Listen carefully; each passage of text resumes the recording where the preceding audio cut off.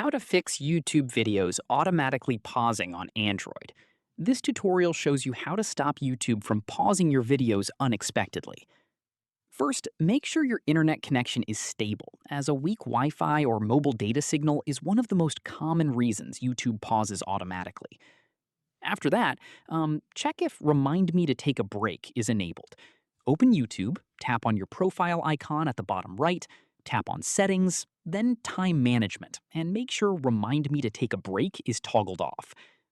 From there, also check if Remind Me When It's Bedtime is turned off from the same time management settings, as this can also cause automatic pauses. At this point, go back to your home screen and long press on the YouTube icon, then tap the Info or I button. In the next step, tap on Storage and clear the cache, then tap Force Stop to completely close the app. Following this, go to your Android settings and tap on Battery and Device Care, then tap on Battery.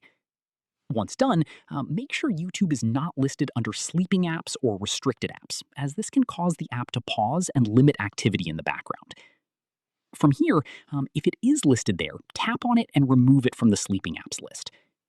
Finally, restart your device and open YouTube again. Your videos should now play without any unexpected pauses. And that's it.